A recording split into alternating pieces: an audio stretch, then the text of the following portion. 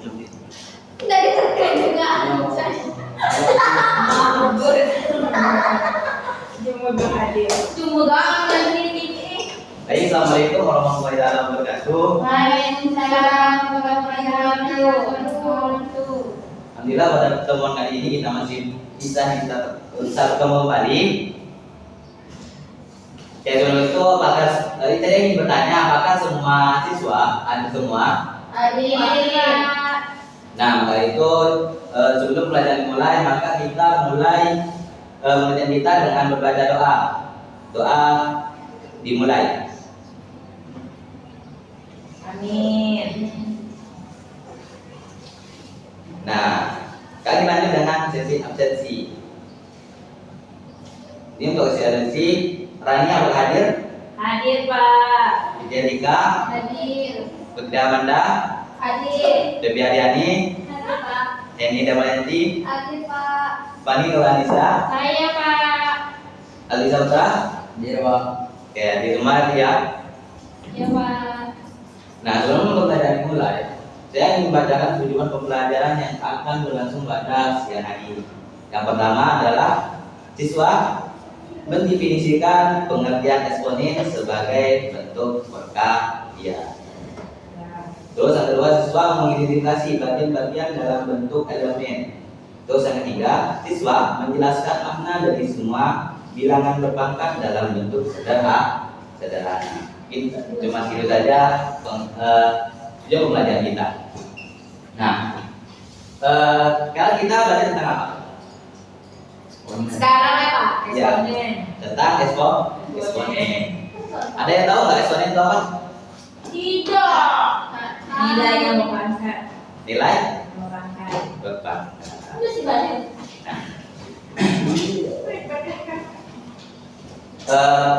Pada tahun kemarin, tentunya eksponen ini sudah kita laksanakan di waktu SMP. Karena walaupun kita sudah SMA, kita sebenarnya sudah tahu unsur-unsur dari eksponen itu sendiri. Nah, sini saya ingin menampilkan suatu video pembelajaran yang berkenaan dengan eksponen di kehidupan sehari-hari kita. Nah, untuk siswa, tolong disimak benar-benar video pembelajaran ini karena nantinya akan ada suatu pertanyaan yang berkaitan dengan hal tersebut.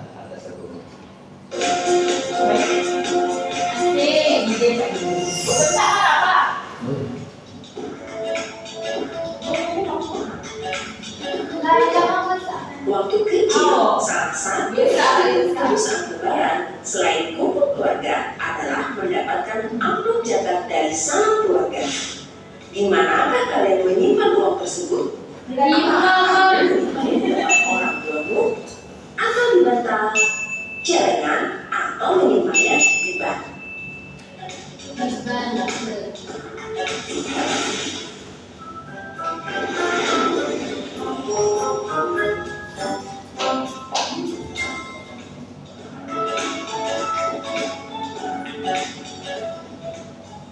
Tahukah kamu bahwa menabung di bank mempunyai banyak keuntungan? Uang akan aman bila disimpan di bank. Sistem keamanan lebih ketat dan terjamin terhindar dari pencurian. Selain itu, nasabah akan memperoleh keuntungan yaitu bunga tabungan. Bukan bunga mawar ya. Memang keuntungan yang didapat dari bunga tidaklah seberapa. Namun kalau kamu menabung dalam jangka waktu yang lama dan dana ditabung dari waktu ke waktu makin besar, bunga tabungan akan memberikan keuntungan yang signifikan. Alma adalah seorang anak yang suka menabungkan uangnya di banknya. Alma menabung sebesar Rp500.000 pada awal tahun. Setiap tahun mendapatkan bunga 8% dalam setahun. Dalam 10 tahun, uang Alma menjadi Rp1.079.462. Perhitungan tersebut dapat diselesaikan dengan menggunakan konsep eksponen dalam kehidupan sehari-hari. Jika suku bunga di Malaysia memiliki dan 8% berubah menjadi pecahan desimal, yaitu 0,08 dan T dinotasikan sebagai jangka waktu penyimpanan, serta tabungan awal dinotasikan sebagai N0 yaitu 500.000, maka untuk menentukan tabungan aman dalam 10 tahun dinotasikan dengan NT adalah NT sama dengan N0 dikali 1 ditambah I pangkat T sama dengan 500.000 dikali 1 ditambah 0,08 pangkat 10 sama dengan 500.000 dikali 1,08 pangkat 10 sama dengan 500.000 dikali 2,1589 sama dengan jumlahnya menjadi 1.079.462 rupiah. Wah, keren kan? Tabungan Alma bertambah setelah 10 tahun. Ternyata konsep eksponen sangat berguna dalam kehidupan sehari-hari. Salah satunya dalam menentukan tabungan akhir seseorang setelah mendapatkan sekian persen bunga dengan waktu yang telah ditetapkan. Ternyata matematika nggak mesti teori dan matematika menyenangkan. Sampai berjumpa pada episode berikutnya.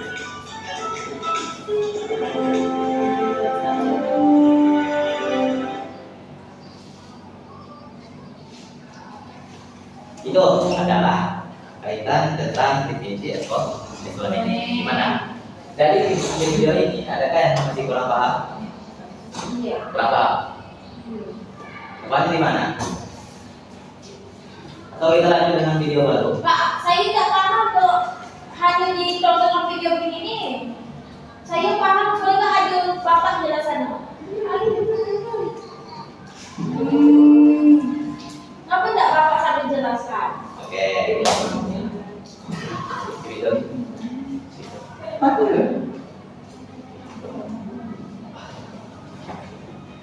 Bapak yang agak itu bapak lama-lama.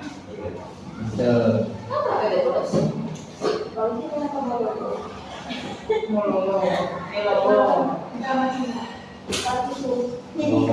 Oke, kalian lanjut dengan definisi eksponen. Sebelumnya ingin tanya, eksponen itu apa sih? Tak tahu. Eksponen adalah bilangan berapa? Eksponen adalah bilangan berapa? Bilangan berapa? Isinya bapaknya. Apa itu? Wow. Tulisan lu besok. Perfect Nah, jadi sebenarnya adalah bilangan apa? Perbankan. Nah, itu kayak gini. Saya di sini ada suatu contoh atau suatu cerita tentang suatu virus yang mengembang menjadi 2 setiap tahun. Corona ya.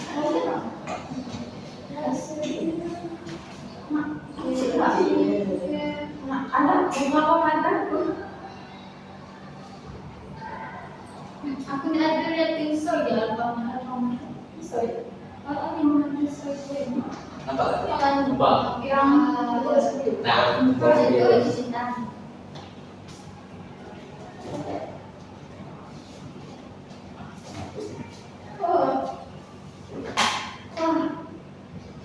di sini ada soal cerita. Seorang membawa virus masuk ke wilayah A. Virus tersebut menular ke penduduk di wilayah tersebut dengan cepat. Setelah diamati, orang yang membawa virus tersebut dapat menulari 2 orang lainnya pada fase selanjutnya. 2 orang yang tertular tersebut ternyata juga masing-masing menulari 2 orang lainnya. Pada fase berikutnya, 4 orang pada fase sebelumnya juga menulari masing-masing 2 orang lainnya. Nah, pola penularan tersebut terus berlangsung di mana tidak ada orang yang tertular hingga 2 kali. Nah, ini adalah soal cerita tentang kaitan dengan eksponen. Yang mana pada awal maksudnya virus ini terkena seseorang sehingga seseorang tersebut itu menular ke suatu penduduk lainnya. Nah, setelah diamati, orang yang bawa virus tersebut sudah menulari 2 orang lainnya. Berarti dalam artian ketika terdapat seorang penduduk, ini sudah menulari 2 penduduk lainnya. Yang mana hal tersebut sudah berkaitan dengan fase penularan, sehingga kaitan ini termasuk dalam suatu kan bilangnya berapa ataupun satu eksponen yang mana awalnya satu dikali maksudnya satu yang namanya berapa jadi semakin banyak.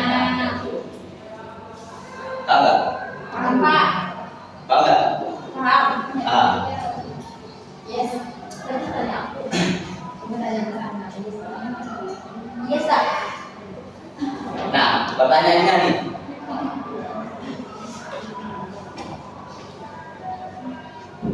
Jika masih pendulangan ini sampai ke 5 kali, nih, sampai 5 kali,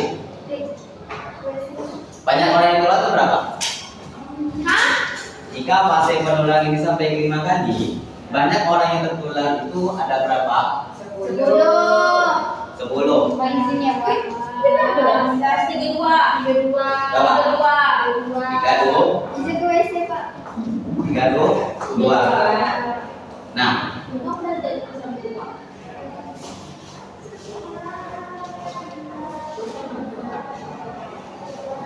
di sini kita kan tahu nih bahwa pada penularan sampai 50 kalau kita tulis sebutnya akan banyak. Makanya di sini itu kenapa kita menggunakan bilangan berpangkat agar hal tersebut itu bisa semakin ringkas dan detail.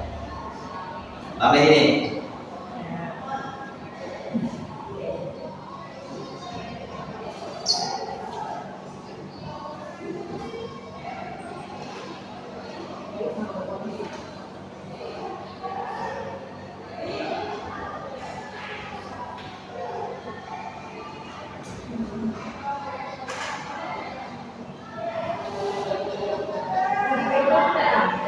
Lanjut. Oke. Tapi ini tentang ini Pak. Paham nggak? Paham nggak? Paham, tapi tak tahu rumus eksponen itu gimana. Tiba-tiba ya ada hasil. Kita tak tahu. Kan itu belajar pakai apa yang ini kan cuma konsep kan, Pak? Nanti untuk rumusnya kita pelajari di akhir pembelajaran. Tapi konsep-konsepnya kita harus tahu secara jalannya. Ah iya, cuma Pak bisa ada banyak 2, 4, 8, 16 itu, Pak. Kalau berkonsep kan harus tahu juga rumusnya. Betul. Tiba-tiba ada hasil. Ini. Pak, saya mau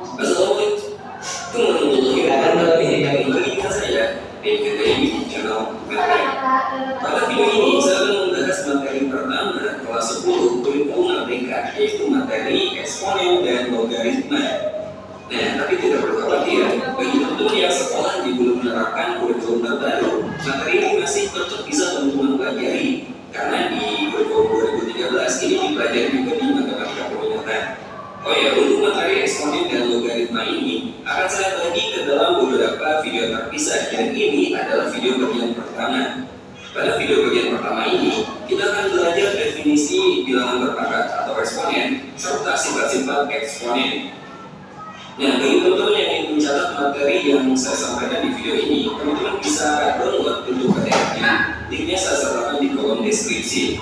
Setelah ada soal latihan online, linknya juga saya sertakan di kolom deskripsi video ini. Oke, langsung aja sekarang kita bahas materinya.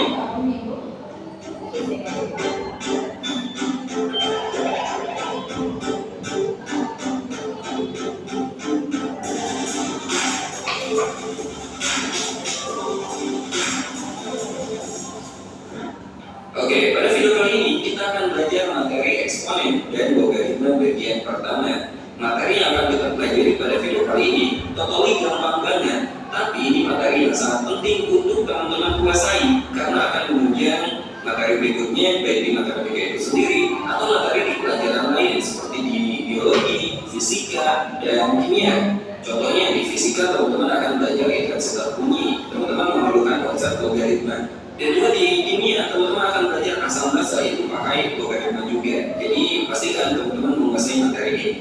Oke, sebelum saya bahas konsep dari eksponen ya, teman-teman perhatikan ilustrasi berikut ini. Nah, kita saat ini kan lagi masa pandemi ya, jadi biar teman-teman lebih paham, salah satu penerapan konsep eksponen dan logaritma itu dalam penyebaran virus.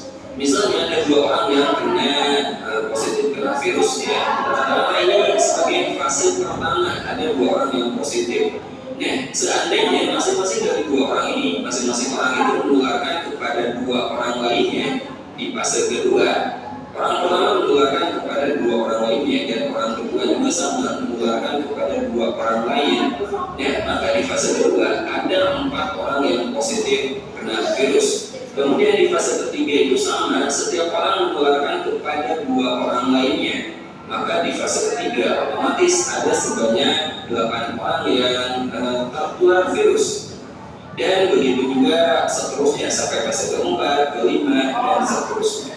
Nah, kalau kita buat tabel data penularan virus, pada fase pertama tadi ada berapa orang? Ada 2 orang kan? Ya, pada fase pertama ada 2 orang. Kemudian pada fase kedua ada 4 orang yang tertular. Kemudian pada fase ketiga itu ada 8 orang. Teman-teman bisa menebak gak? Pada fase keempat itu ada berapa orang yang akan tertular? Gimana coba? Nah, seandainya penularannya tetap konstan seperti tadi, setiap orang menularkan kepada 2 orang lain, maka dari fase ketiga ini kan ada 8 orang, masing-masing menularkan kepada 2 orang lain, maka 8 kali 2, maka di fase keempat ada sebanyak 16 orang yang akan tertular. Lalu fase kelima, ya berarti kali 2 lagi, ya deh, 32 orang. Fase ke-6, 64 orang, 22 kali 2. Nah, sekarang pertanyaannya, teman-teman bisa nggak menebak berapa banyak orang yang tertular virus pada fase ke-15? Kebayangkan, kita harus kali 2, kali 2, kali 2, kali 2 sampai fase ke-15.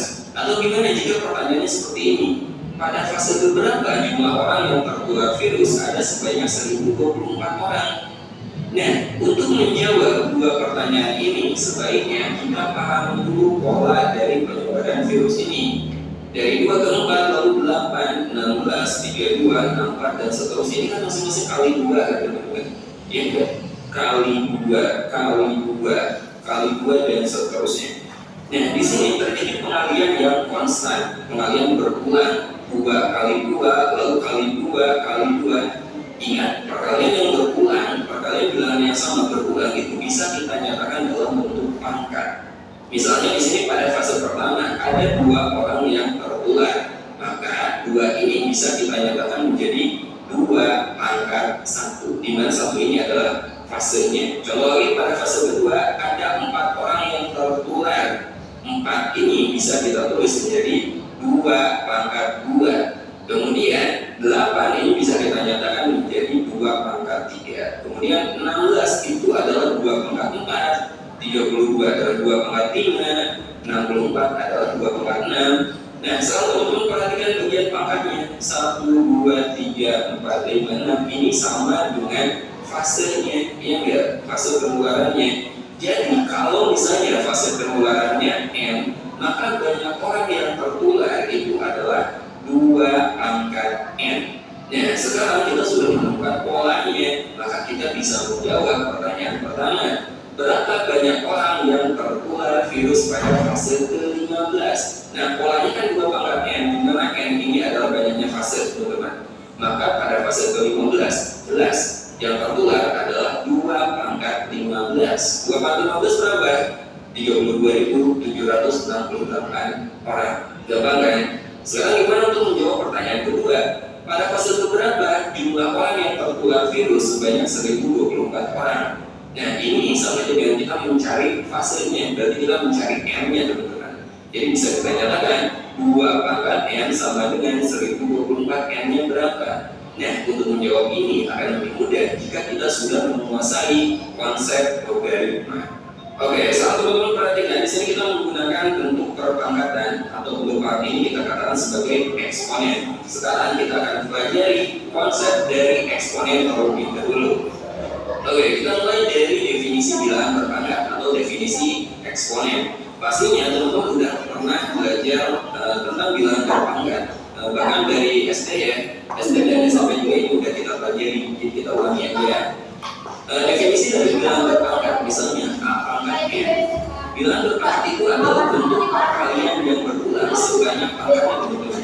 Jadi kalau A pangkat N ini berarti A kali A sebanyak N faktor. Jadi dikalikan sebanyak N kali gitu. Nah, berikutnya ada istilah yang perlu teman-teman ketahui masalah bilangan berpangkat ini. Perhatikan bentuk A pangkatnya ini. A ini adalah angka yang dipangkatkan, teman-teman. A ini adalah angka yang dipangkatkan. Itu biasa disebut sebagai bilangan pokok atau basis. Sekali lagi ya, kalau saya mengatakan bilangan pokok atau basis itu berarti bilangan yang dipangkatkan. Lalu N ini adalah eksponen atau pangkat. Gampang ya? Contohnya, misalnya 3 pangkat 4, berarti basisnya berapa? Ya basisnya jelas, basisnya adalah 3 dan 4 adalah pangkatnya atau eksponennya.